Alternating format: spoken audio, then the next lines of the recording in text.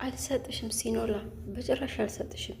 ይሰጠኛል ብለሽ መምጣትሽ አንቺ ጅል፣ መቼም አልሰጥሽም። የምን ስልክ ነው ሲጀመር? አላውቅም ያችን ስልክ እያለ እያስጨነቃት ነበር ዱቤ እንደተለመደው። ሰላም ጤና ይስጥልኝ ውድና የተከበራችሁ የቻናሌ ቤተሰቦች እንዴት ናችሁ? ከኔ ጋር ሁሉ መልካም፣ ሁሉ ሰላም ነው። ሲኖላ ድራማ ክፍል 29ን ይዤላችሁ መጥቻለሁ።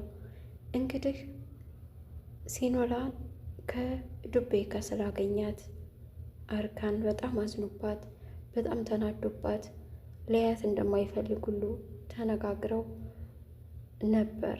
እናም እንግዲህ በዚህ ክፍል ደግሞ ምን ይፈጠር ይሆን የሚለውን አብረን የምናይ የሆነ ውድ ተመልካቾቼ።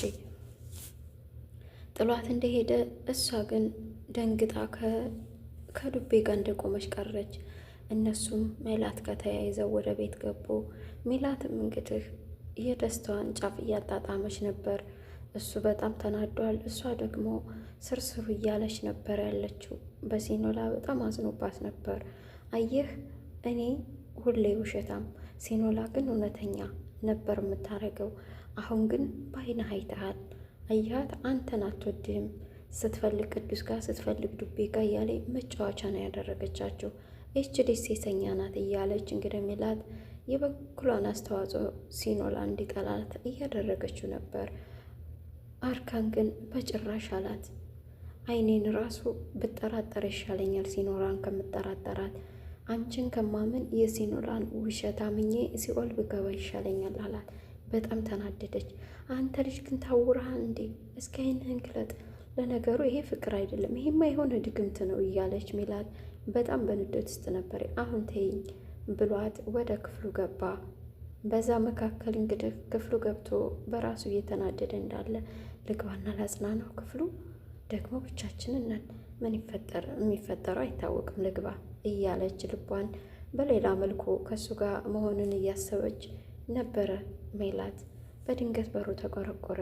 ስከፍት ሲኖላ ናት። ምን አባሽ ልትሰሪ መጣሽ? ድጋሜ አርካን ጫፍ እንዳትገኝ ሂጂ አንቺ ባለጌ ወራዳ ብላ ሲኖላን አፏን ስታፈና ሲኖላ ጮኸች። አርካን እሱን ሳላገኘው የትም አልሄድም ብላ አርካን እያለ መጠራት ስትጀምር መጣ። ምን ሆነሽ መጣሽ? ለምንስ መጣሽ አላት። ተረዳኝ እባክህ ተረዳኝ፣ እኔ እኮ አፈቅርሃለሁ አለችው። አይመለከተኝም፣ ሂጂ የምትሄጂበት ውጭ አላት ማለት ነው። አልሰማችም። ጥሏት ወደ ክፍሉ ገባ። ሜላትን ገፈታትራት ገባች። ልታስረዳው ሞከረች፣ አልቻለችም። እናም ቁጭ ብላ ሳሎን እያለቀሰች ሳለ እንግዲህ ሜላት እየተሳለቀችባት ነበረ። ምክንያቱም በሷ ቁጥጥር ውስጥ እንደሆነች ስለተሰማት በጣም ደስታ ላይ ነበረች ሜላት። ሲኖላ ደግሞ የሀዘን ጫፍ ደርሳ ነበር። ምክንያቱም ውሸት አይወድም አርካን ከመጀመሪያው ነግሯታል። እሷ ግን እየደጋገመች እየዋሸችው ልቡን እየሰበረችው ነው። ለሱ እኮ ይሄ አይገባውም እያለች ነበር። ዱቤ ከራሱ ግን ከአሁን በኋላ አይፈልግሽም፣ ስለዚህ የራስሽን ኑሬ ብሏታል። ዱቤም እኔ ቆይ ደስተኛ መሆን አይገባኝም ስትለው ትችያለሽ፣ ግን ደግሞ ከሱ ርቀሽ አላት። እኔ እኮ ደስታዬ በአርካን እጅ ነው፣ በዛ ላይ እሱ በጣም መልካም ሰው ነው፣ ይህ አይገባውም እያለች ነበር። እናም በዛ መካከል እንግዲህ ሳያወራትም ጥሏት ወጣ። በጣም ተናዶ ነበር አርካን። እሷም እያለቀሰች ቤት ውስጥ ቁጭ ባለችበት ቤቱን ጥሎ ወጣ። ሲወጣ ዱቤ አገኘው። እንካ ስጣት ለሲኖላ ስልኳን።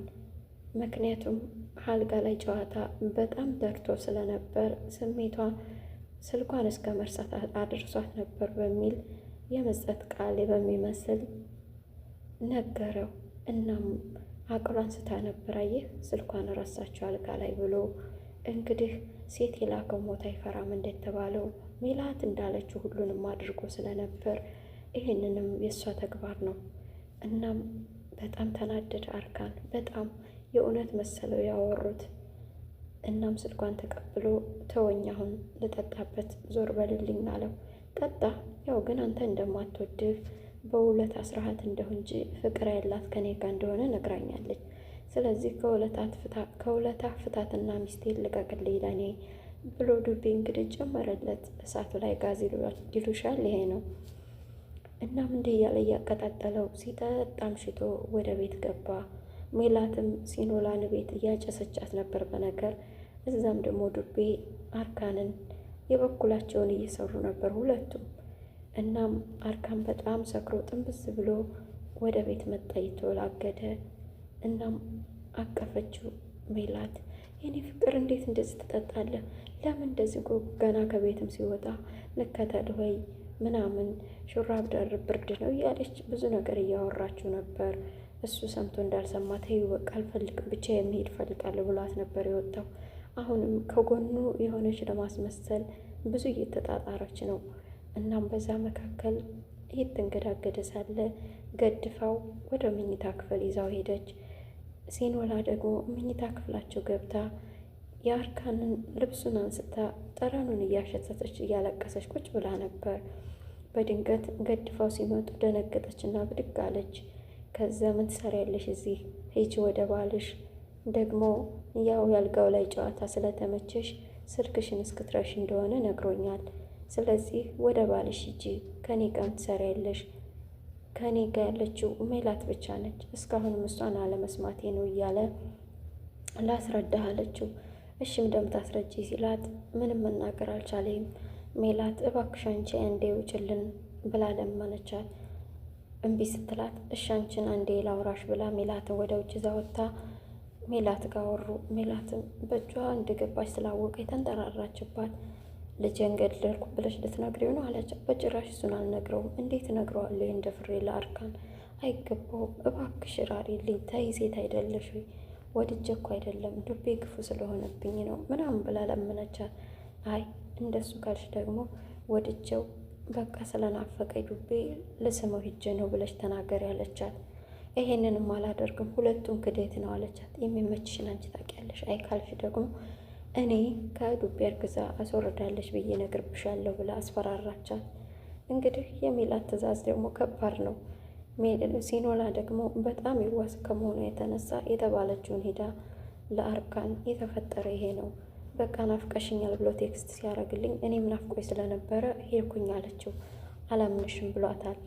ግን ደግሞ ማመኑ ይሻላል፣ እውነቱ ይሄ ነው አለችው። አላምንሽም እያላት ያው ያለውን እውነት ለማስረዳ ሞከረ። እሱም አላመናትም። እንግዲህ በዚህ መካከል ውጭ ከዚህ ስትባል ከምኝታ ክፍል በቃ ለአርካን ሜላትን ጥላው መሄድ በጣም ከብዷት ነበር። ሜላት በጣም በደስታ ነበር ያኔ።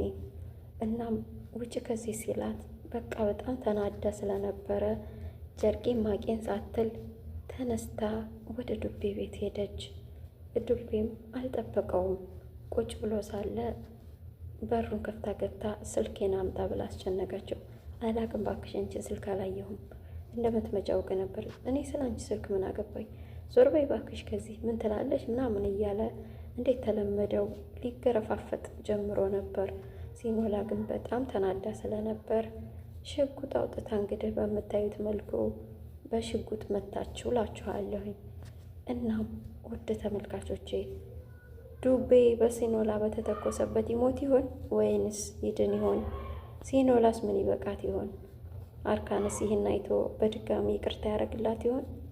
ውድ ተመልካቾቼ በቀጣይ ክፍል ይዤላችሁ መመጣ ይሆናል። እስካሁን አብራችሁ ስለሆናችሁ አመሰግናለሁ። አሁንም አብራችሁኝ እንደምትሆኑ ተስፋ አደርጋለሁኝ።